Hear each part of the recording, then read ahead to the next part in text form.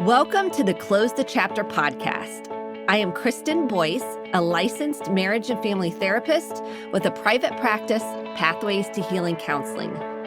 Through conversations, education, strategies, and shared stories, we will be closing the chapter on all the thoughts, feelings, people, and circumstances that don't serve you anymore and open the door to possibilities and the real you. You won't want to miss an episode, so be sure to subscribe. Welcome to this week's Close the Chapter podcast. You're in the right place.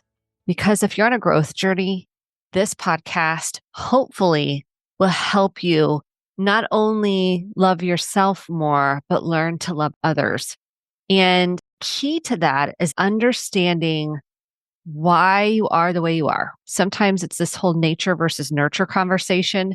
And a lot of it really is rooted in utero, when your mother was pregnant with you, attachment, even if you're adopted, this applies to you. We are going to deconstruct, what does attachment even mean? How does this impact my relationships? And what's the attachment style potentially of my partner? This is such key information. Everybody needs to understand attachment. And our parents didn't know about attachment. That wasn't a well-known, research-based, at least at that point, known to the general public.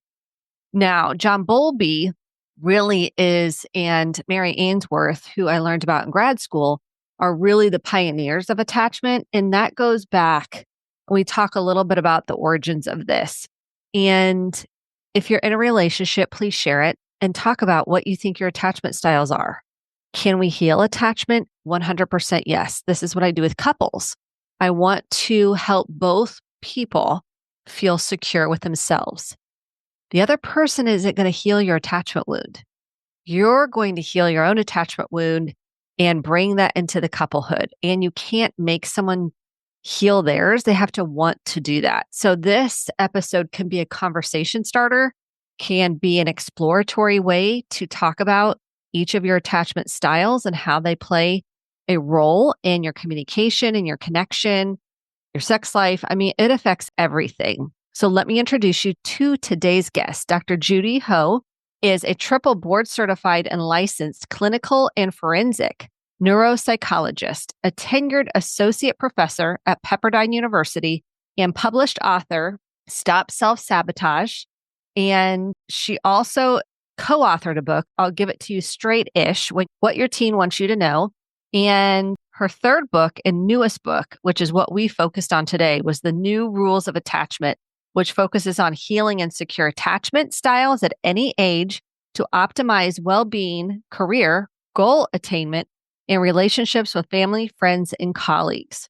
She maintains a private practice in Manhattan Beach, California, where she specializes in comprehensive neuropsychology assessments and expert witness work.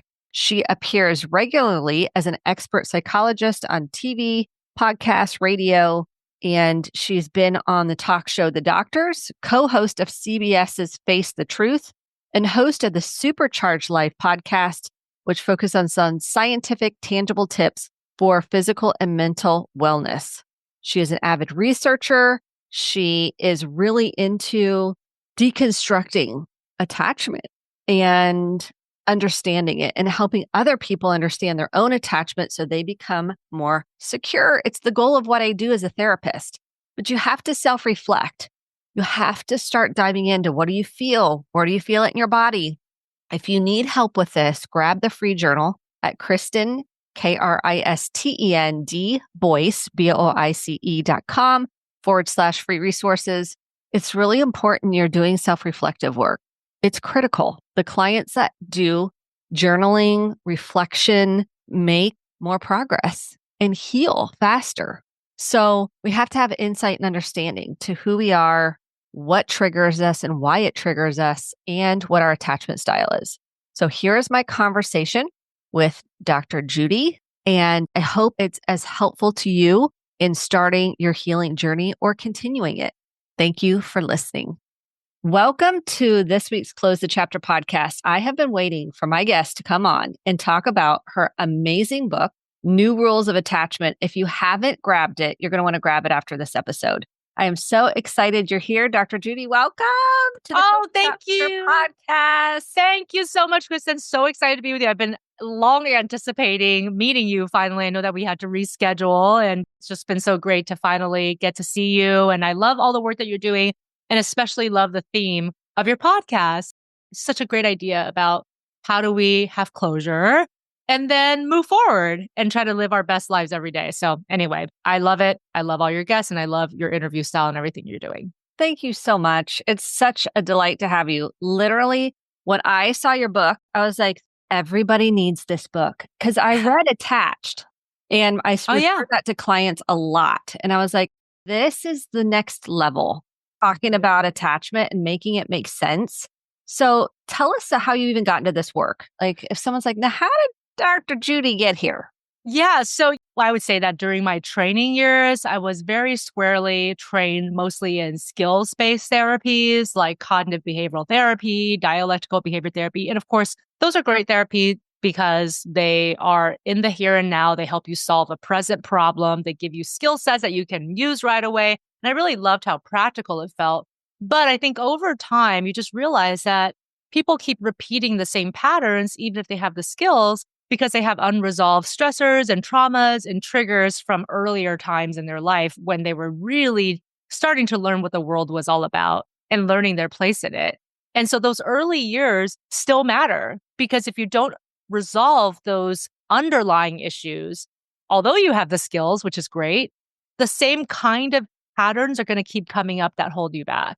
And that's when I started getting really interested in attachment. Of course, everybody has heard of attachment to some degree when you go to grad school in psychology, but I didn't really become serious about studying attachment until a little bit later in my career when I realized, well, you have to unpack this. And it's just a time when you're learning so much about yourself, your self-concept, how relationships work, what kind of outcomes you believe you deserve. And until you really take a deeper look at those patterns, you're not going to be able to break the ones that keep coming up and keep stopping you from being the best person you can be. It's at the root. I feel like when clients come in, it's like, this is the root of Exactly. so many of their issues that they're coming into therapy with, whether it's relational, how they feel about themselves, shame, fear, anxiety. I mean, we can continue on. I think it's huge for everyone to understand what attachment is and how it impacts you. So bravo for you putting this in a book for everyone to digest. Where do we start to explain in layman's terms attachment? So if someone's like, I've heard this, and how do you explain it in a digestible way? Yeah. So I think that attachment, when you talk about it, is, like I said, sometimes people feel like, well, is it convoluted? Is it hard to understand? And I think that it's really easy to understand if you put it this way.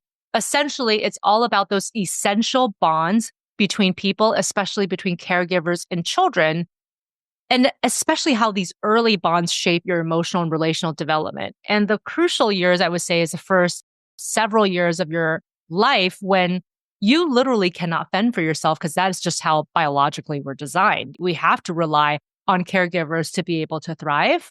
There's other species that don't necessarily need that, but humans 100% do. And that quality of that relationship or relationships really helps you to learn a lot about yourself. Like, well, are people are going to be there for me when I need them? Or when I ask for help, how do people generally respond? And it shapes your own behaviors because it's all designed towards your survival. So if you feel like your caregivers respond in a certain way, in your young mind, you're pretty much trying to construct, well, how do I have to behave so that I can thrive, so that I can survive, so that I can get the kind of response I need from my caregiver to continue my life, right? That I think is probably the most basic explanation of attachment. And then based on how your caregivers respond and the quality of that bond, and of course it's bidirectional, you can develop one of several attachment styles. And I think that some people have a combination style. It's not really like everybody fits neatly into a box, which I think is a misconception of attachment, is like, oh, well, I'm supposed to just be one of these four. I've worked with so many people who are either a combination style or only when they're under stress do certain types of attachment patterns come up. Okay, let's break it down. So someone says, help me understand, what is my attachment pattern style? So I think that there are generally 4 types of attachment. And these patterns are just, again, they're generally described, and it's based on Dr. John Bowlby and Dr. Mary Ainsworth's work. They did all these research studies on infants and toddlers and their caregivers to look at how people tend to respond when they're separated from their primary caregiver. And then when the primary caregiver comes back, how do they respond to the reunification? And out of this research, they found that there were 1 secure attachment style and 3 insecure attachment styles. So secure attachment doesn't mean that everything's perfect, but it does mean that generally that caregiver relationship is one that you feel like you can trust. Secure attachment develops when caregivers are generally responsive and consistent with their children. And people who have secure attachment, they tend to have more comfort with intimacy and closeness. They have a healthy balance of being independent and also being interdependent, being able to rely on others during times of need. The 3 insecure attachment styles, the one I think that's talked about the most when you look at social media or when you look at online periodicals, is anxious attachment. So this develops oftentimes when the caregiver is inconsistent, a bit unpredictable, maybe preoccupied with their own emotional concerns. And the general characteristics that emerge in the child is that there's a fear of abandonment. They tend to be a bit more clingy in their behaviors. As adults, they become people pleasers because they learn that it's a way for them to keep others close to them. And they generally need a lot more constant reassurance from the people in their environment, as opposed to being really secure in how they feel about themselves and being able to have self-confidence from within.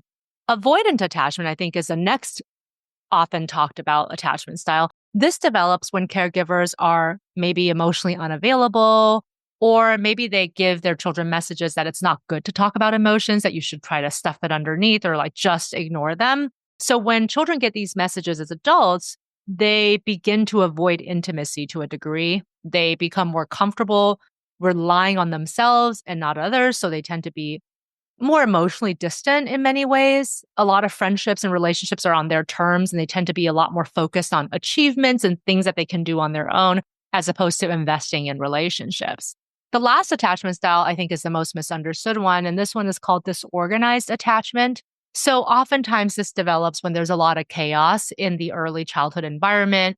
Maybe there was overt trauma, varying forms of abuse and neglect, or just having parents who are battling some of their own difficulties without having gotten help. So people who are in the middle of an alcohol or substance use disorder, that can cause a very chaotic environment for a child when they're growing up. And what happens with these children as they grow is that they start to fear their close relationships, but at the same time really want to be accepted by these same people.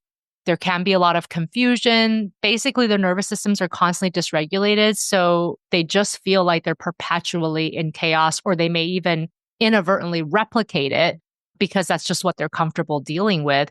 And they tend to have more difficulty regulating their emotions, especially under stress.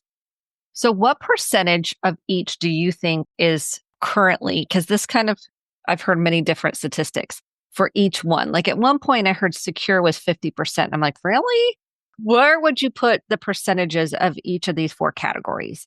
It's such a good question. I feel like people want to believe that maybe they're securely attached when they're maybe quite not. So I think that when you rely on self-report, it's difficult. I think that more than 70% of people, based on recent research, have some form of insecure attachment. And so that means somewhere around 30% have secure attachment. And I would say that there's still maybe a little bit of an overreport, because the people who tend to think that they're securely attached when maybe their loved ones are like, oh, maybe you're not, is the avoidantly attached. Like they tend to think that they're securely attached, but their friends and their family members might feel differently.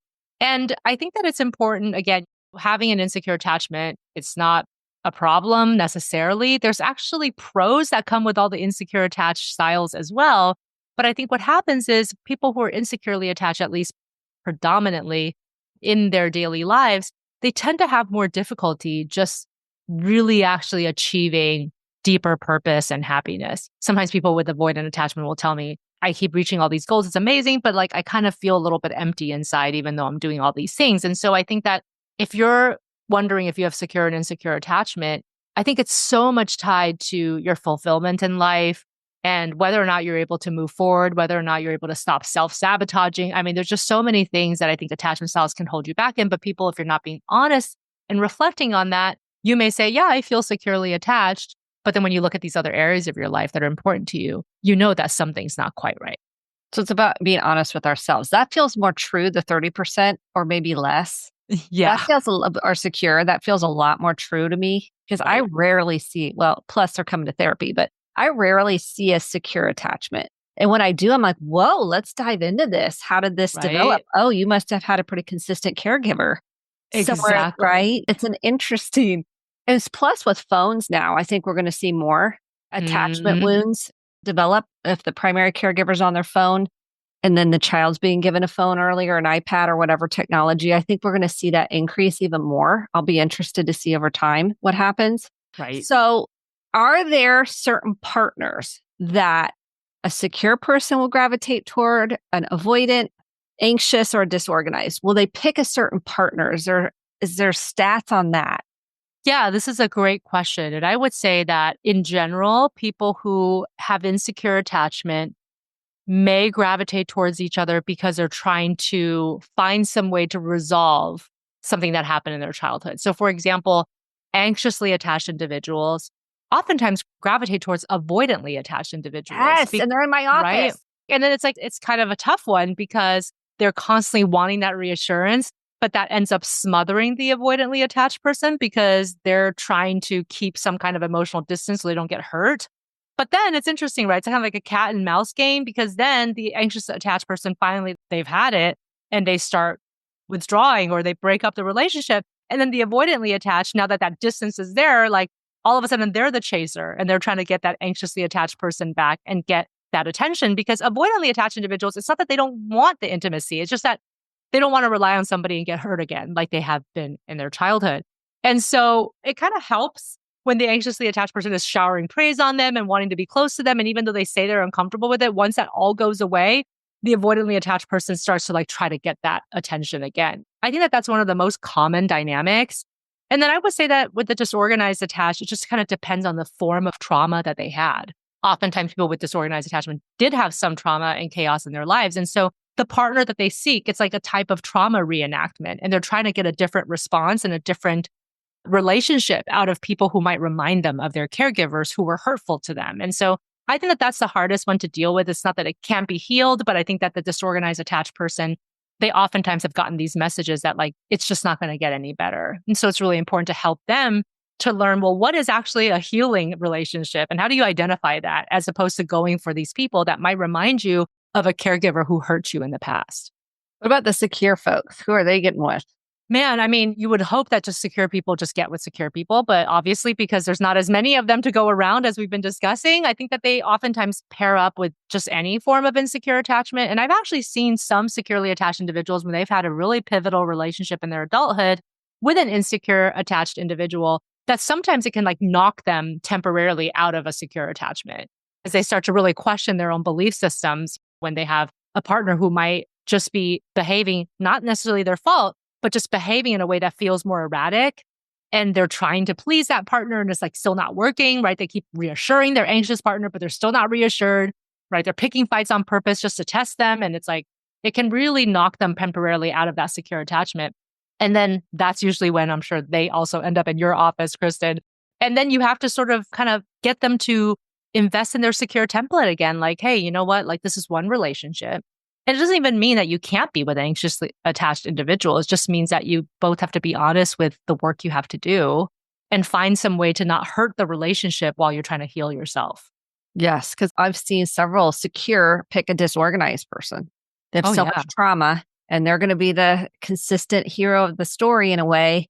And it Yeah. ends up the secure person completely comes dysregulated themselves at some point. And so, yeah, it can really stir up a lot of inner child wounds. Speaking of inner child wounds, because that's part of your book, is working on this inner child to work through attachments. Can you talk about what that even means? So people are like, what does inner child work mean? How do you explain that to Yeah. someone? So, we all have this metaphorical little us that lives inside us, even as adults. And this is the child you that represents maybe some unfulfilled hopes and dreams from childhood that carries childhood wounds with them. And that does come out and affect you because there's a reason why Freud came up with this one defense mechanism called regression. I mean, we all do it to some degree when we're stressed, right? Like we just want to go back to a simpler time in life. I mean, it can be something that is so basic as there's just days where you just don't want to work. You don't want to deal with your adult responsibilities. You stay in bed a little later than you'd like, or you go to Disneyland to try to recapture your youth. I mean, everybody does that to some degree. But I think that the reason why inner child work is so important is that those wounds, they can come out in different ways and it can make that regression a lot more harmful to your life. So for example, because you're triggered by something that happened in childhood that was hurtful, you end up lashing out at your boss or you lash out at like a really important person in your life. And then afterwards, of course, you can apologize for it. But I think a lot of people end up saying, oh my gosh, like I'm so ashamed about what I did. And then they beat themselves up. So like obviously those secondary thoughts and emotions can be even more harmful to your self-esteem. And so I think it's important just for us to all recognize that all of us have some form of an inner child that lives within us. And there's some things that your inner child has tried to communicate over the years. Maybe it didn't feel like people was going to hear it. And so they've tried to hide those parts away. But it results in you not feeling completely aligned with who you really are, because that's a part of you that needs to be honored and recognized and healed.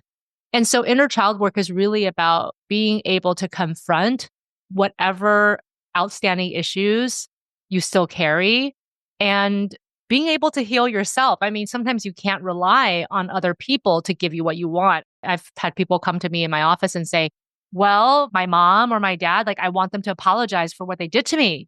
And you have to understand that sometimes they may not be ready to do the work, or maybe their perspective was just different. 95% of parents are not being abusive on purpose. They're just dealing with their own stuff. And maybe they're learning patterns from their own childhood and parenting that they now carry in their parenting that didn't really work for you.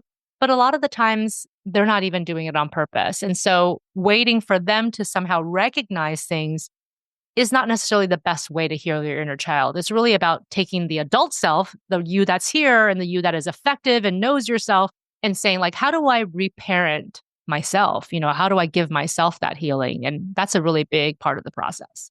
And I think that's where the freedom lies, because oftentimes our parents, as much as they did the best they could, and people that can be triggering to some folks, but if they knew what they knew, because they're stuck in their inner child. I think they didn't get what they needed. And so they're stuck in their inner child, a part of them that never got healed. And then that gets transferred to you. And then you get to be the cycle breaker and decide, I want to feel more secure with myself. Exactly. I want to feel more secure in this relationship with this person I'm in, because that insecurity can dominate how you feel. And I mean, do you feel like that insecure takes over in a way? Just daily life, thoughts, behaviors. Talk about that.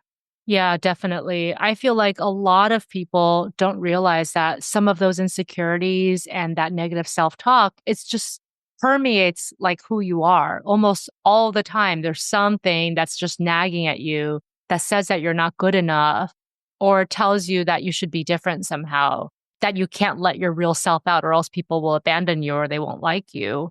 And it's so important to know that our thoughts can become things if you don't deal with them.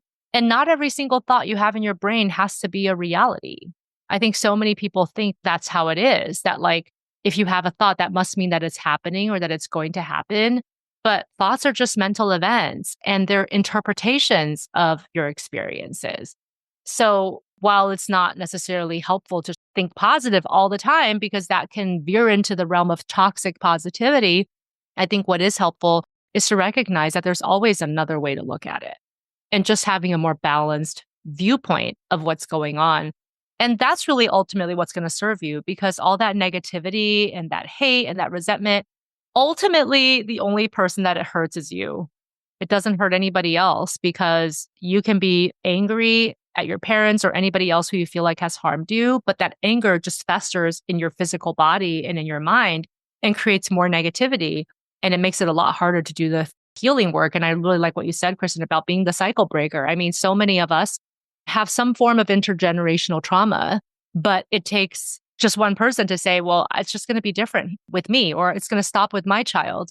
And that's going to make all the difference. That's the best investment in yourself you'll ever make because it affects everything in your life. And so this Yes. inner child that says, well, nobody likes me. I'm too much. Nobody really cares about me. I'm worthless. I'm all these shame stories we tell ourselves. When we do the inner child work, how does someone begin to nurture that part that says, I'm worthless? Nobody cares about me. I think that it's important just to recognize that universally, all human beings have worth and that you're not any different. I think that sometimes people think, well, I've made too many mistakes or done too many bad things or been hurt too many times to feel like I have worth. But all human beings have worth, and it has nothing to do with what you've done and what you haven't done. Just the fact that you're a human being means that you have worth. And that really calls up a lot of the work that has to do with self compassion. So, self compassion can be really difficult when you don't feel good about yourself. But if you can try to recognize that there's another human being somewhere in this world that probably feels almost exactly the same way you do. And what would you tell that person? What would you tell a loved one, somebody that you really cared about, if they said what you're thinking to yourself to you? Like, hey, this is how I feel about myself. Like, what would you tell them? And then trying to instill that lesson upon yourself. Like, if I'm able to do this for a person that I care about or love, or even a complete stranger, like give them compassion, how can I give myself compassion? So, one of my favorite exercises is to do a visualization that essentially is about sending good thoughts to people in your life and then ultimately sending good thoughts to yourself. And it's called the loving kindness meditation. There's a lot of different versions of this. You can just Google it on YouTube and you can see all kinds of guided versions of this from 3 minutes to 20 minutes long. But I feel like if you're able to put this into essentially like a weekly wellness routine where you just take a few minutes out to do that, over time, it really does start to take hold in your mind and you start to see yourself differently. You see that you're somebody who can still be loved and cherished, even when you have made mistakes and even when you've lashed out at somebody and even if you are unhealed. All of us are works in progress. We're never going to just be like perfectly developed human beings. Like that's the whole point. That's the whole journey of being a human. That's what I love about it. When you can have that, when you can really reframe that this is why we're here to learn, to grow, to evolve, to heal.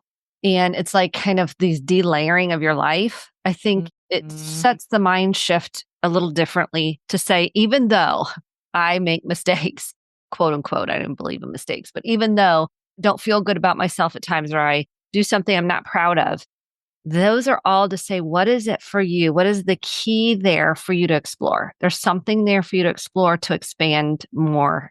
And that's what I think attachment does. It's like an opportunity for expansion and ways to open up yourself to more love. Because if you're scared of love, that's what attachment does. I think in so many ways, loving yourself and loving others.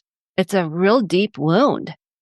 Exactly. I mean, it all comes back to, can you love yourself? And if you can't, then all your relationships are going to be missing something, right? Because you're always going to question it if somebody does love you, Always, because you're gonna be right? like, "I love you," and you're like, "Well, why? What makes you say that?" You're not gonna believe them. And it leads to self-sabotaging behavior because a lot of times people will say, well, if you say you love me, that's because you don't really know the real me.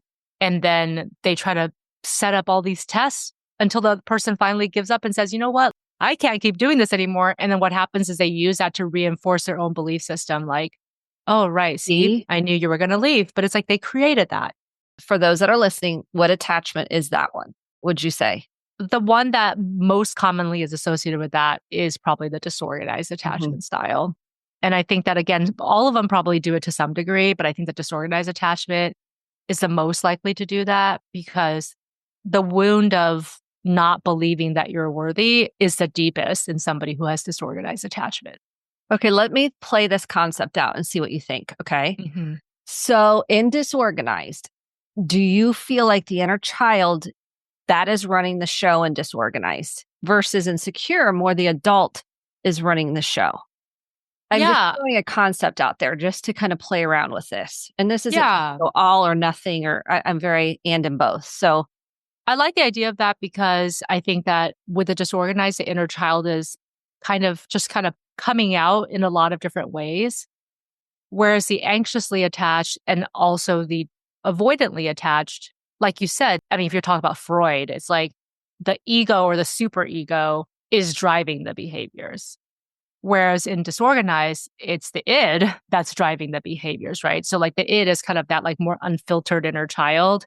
And then the ego and the superego are like those more adult parental figures where it's like, this is how I should behave.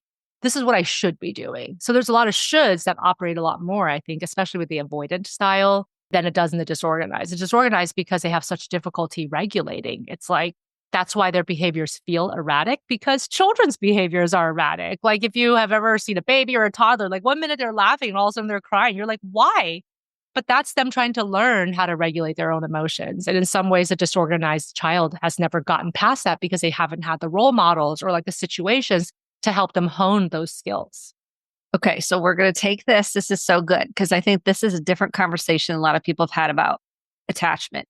Let's talk about intensity. Okay. So someone that is secure, they might have like a passion, but they're not going to have an intensity about them where you're like, whoa, like we're in a disorganized, it can feel like there's an intensity behind the disorganized. And when I say intensity, have you met with someone and they're like, come on, super strong. And you're like, whoa, it's almost a dysregulation.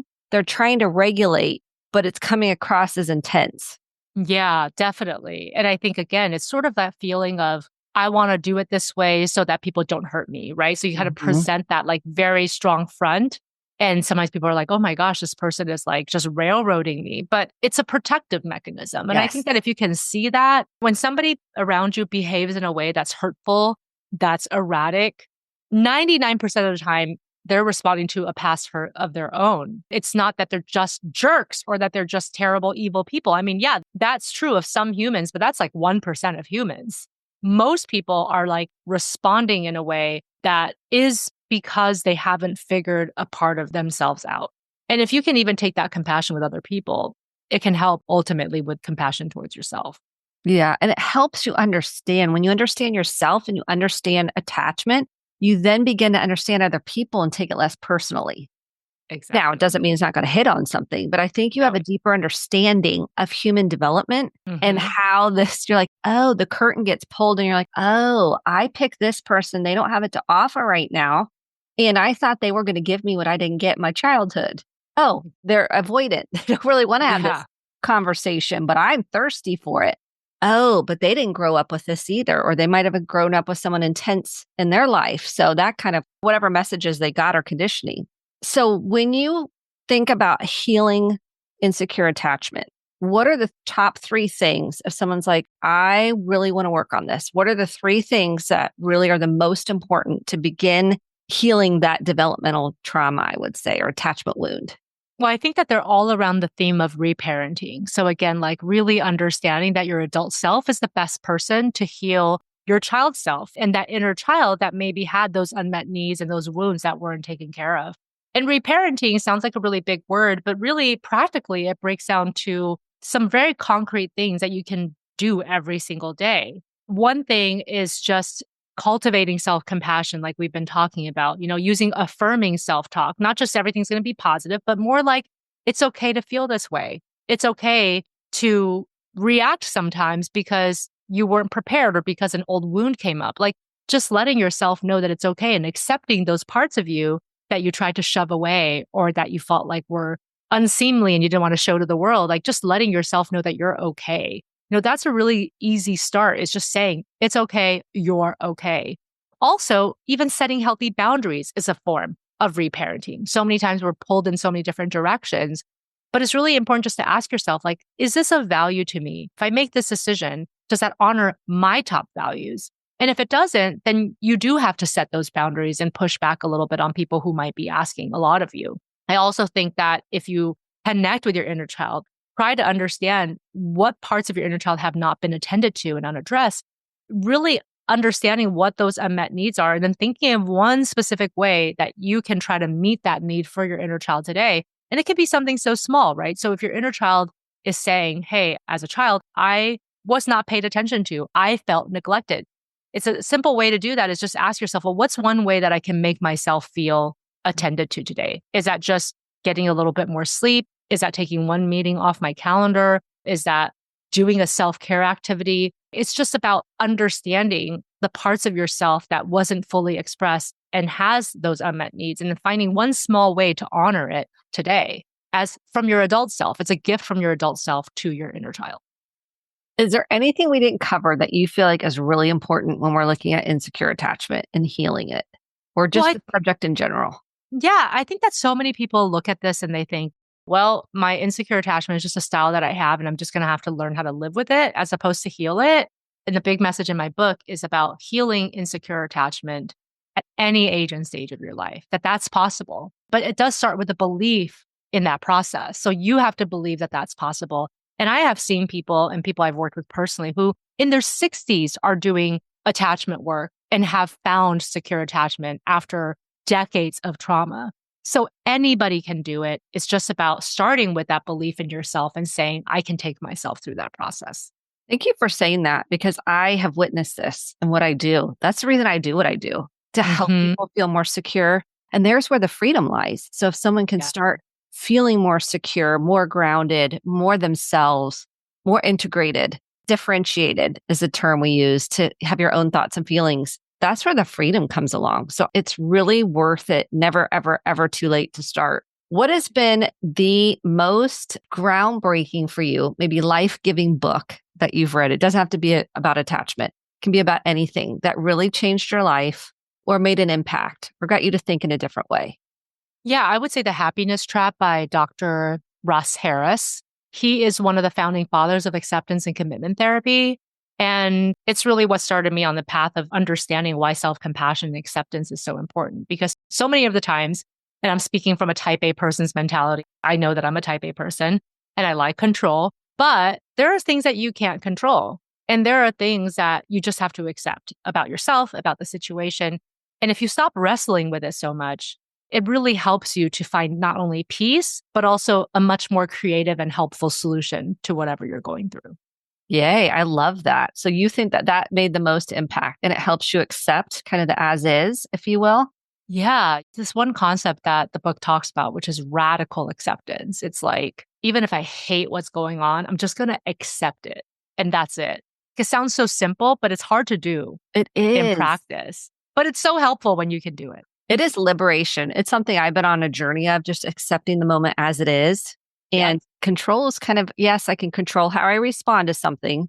But beyond that, it's a trust exercise. I mean, it's a let go, accept the as is, do what you can, let go of the rest. I mean, I don't mean like let it go, but I mean accept it in a way. Exactly. Surrender. Exactly. Surrender. Is this something you practice in your own life on a regular Yeah. basis? Yeah. And I have to remind myself a lot of the times that, hey, this is a moment that you can't change. So you have to practice radical acceptance now. Like you said, it's not about like not doing things that you know can be helpful, being able to change the way that you react to something. But it's about, well, I've done all that already. I practiced my skills and I still hate what's going on. Like, what next? What next is you got to let it go.